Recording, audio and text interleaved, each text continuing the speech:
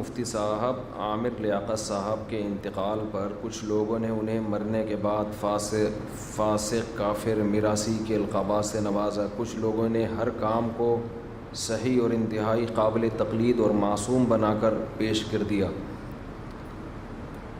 اس بارے میں آپ اپنا موقف بتائیں. ساتھ ساتھ ان میمرز کو بھی نصیحت فرما دیں جنہوں نے ہنسی مذاق میں کوئی حد اور لمٹ ہی نہیں رکھی ہوئی. جس کے پیچھے پڑ جائیں اسے شدید ذہنی دباؤ اور ڈپریشن میں مبتلا کر دیتے ہیں. انسان سے غلطیاں ہوتی ہیں. عامر لیاقت صاحب سے بھی کچھ غلطیاں ہوئی ہیں اور کچھ سنگین نوعیت کی غلطیاں بھی ہوئی ہیں، جس میں خاص طور پر ڈاکٹر ذاکر نائک کا مذاق اڑانا، جنید جمشید کا مذاق اڑانا. پھر اس کے بعد جو خلیل الرحمان ہے نا، جنہوں نے میرا جسم میری مرضی والے کو بڑا کرارا جواب دیا تھا، اس پہ عامر لیاقت صاحب نے خلیل الرحمان کو سنائی. اور جو خلیل الرحمان تھے ان کی برداشت میں دیکھ رہا تھا. وہ بار بار کہہ رہے تھے میں آپ کی عزت کرتا ہوں، آپ کی عزت کرتا ہوں.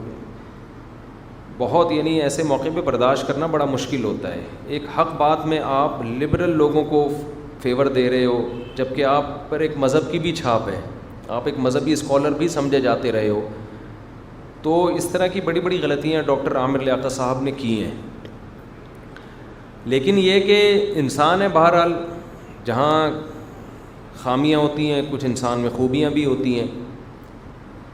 تو اب اگر آپ نے کسی کی کوئی خامی کو بیان کرنا ہے تو وہ بھی اعتدال کے دائرے میں ہو. یہ میراثی جیسے الفاظ اور کافر فاسق، یہ الفاظ یہ کسی کے بھی شایع نشان نہیں ہے. اس سے انسان اپنا خاندان بتا رہا ہوتا ہے کہ میں کس خاندان سے بلونگ کرتا ہوں. باقی یہ کہ خوبیاں بھی اعتدال سے بیان کی جائیں. اگر کوئی خوبی ہے تو اس کو بھی اعتدال سے. ابھی جو ڈاکٹر صاحب کا جو خاتمہ ہوا ہے نا جس قسم پرسی میں، وہ قابل ترس ہے. اس میں میں کم از کم ڈاکٹر صاحب کو فیور کروں گا. جیسی بھی زندگی گزری، لیکن جو اینڈ ہوا ہے نا اس میں زیادتی ہوئی ہے ڈاکٹر عامر لیاقت کے ساتھ. اب کیا زیادتیاں ہوئی ہیں وہ میں بیان کروں گا تو فیملی کے مسائل بھی آ سکتے ہیں ان کے، اور بچے بھی آ سکتے ہیں، بہت ساری باتیں ہو سکتی ہیں. پھر وہ میں زیادہ اس میں نہیں جاؤں گا. لیکن بہرحال ایک مظلومانہ موت ہوئی ہے. اب آپ بتاؤ، ایک آدمی کی بیوی اس کے بغیر لباس کی ویڈیو وائرل کرتی ہے، اس عورت کو لوگ کچھ نہیں کہہ رہے. تو اتنا بڑا جرم ہے. میاں بیوی کا تو آپس میں کوئی پردہ نہیں ہوتا، تو کسی بھی حالت میں ہو سکتے ہیں. ایک دوسرے کا لباس ہیں. ایک عورت اپنے شوہر کے طلاق کے بعد، اختلاف کے بعد اس کی برہنہ حالت میں ویڈیو وائرل کر دے، اور ایک مشہور سیلیبریٹی ہو، پھر اسی برہنہ ویڈیوز پہ میمرز میم بنانا شروع کر دیں، تو یہ تو خدا کے قہر کو دعوت دے رہے ہیں نا آپ. اس سے تو آدمی نے ڈپریشن میں ہی مر جانا ہے. آدمی نے وہ پتہ نہیں ہوا کیا، جنریٹر کا دھواں کی وجہ سے موت ہوئی کیا، وہ مجھے نہیں ڈیٹیل میں گیا. لیکن عامر لیاقت صاحب کے ساتھ اگر یہ واقعہ نہ بھی ہوتا جنریٹر کا یا کچھ بھی، یہ ویسے ہی اس نے مر جانا تھا. جو حالت تھی نا، چیخنا چلانا راتوں کو اٹھ کے. تو آپ خود سوچو، اپنے بارے میں سوچو آپ، کہ آپ کی کوئی ویڈیو بغیر لباس کے وائرل ہو جائے. جو غیر مشہور آدمی ہے وہ ٹینشن سے مر جائے گا، تو جو مشہور آدمی ہے اس کی کیا عزت. اور پھر اس میں میم بھی بنانا شروع کر دیں. میمرز کو بھی شرم نہیں آتی کہ تم کسی کو اس طرح سے کیوں ایکسپوز کر رہے ہو. تو یہ 100% اگر عامر لیاقت صاحب میں غلطی تھی تو یہ میمرز بھی غلط ہیں. اور ان کے ساتھ جو ان کی جو لاسٹ فیملی نے زیادتی کی ہے، یہ بھی 100% غلط ہے. اس عمل پہ بھی لعنت بھیجنی چاہیے، اس کو بھی برا بھلا کہنا چاہیے.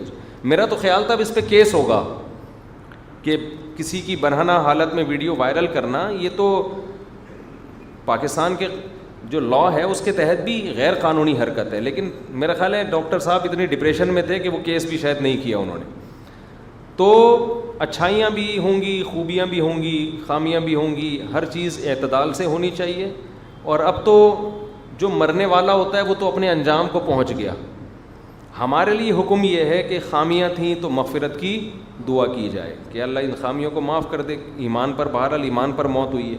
مرنے کے بعد کسی کو میراثی فاسق اس طرح کے الفاظ کرنا، یہ اپنے غیر خاندانی ہونے کی دلیل ہے. آپ اپنا خاندان بتا رہے ہوتے کہ میں کیا ہوں. یہ بہت بری حرکت ہے. اور خاص طور پر دیندار لوگوں پہ تو یہ بالکل بھی سوٹ نہیں کرتا. لوگ تو کوشش کرتے ہیں ان سے اخلاق سیکھیں، کیونکہ بعض دینداروں کی طرف سے اس طرح کی باتیں آئی ہیں. تو اور میمرز اور یہ جو جنہوں نے بھی یہ برہنہ ویڈیو لیک کی ہے ان کو گالیاں دیں, آپ ان پہ لعنتیں کریں, کہ یہ بہت زیادہ ٹینشن کی بات ہوتی ہے کسی کو اس طرح سے عذاب میں ڈال دینا. تو اللہ تعالیٰ ان کو ہدایت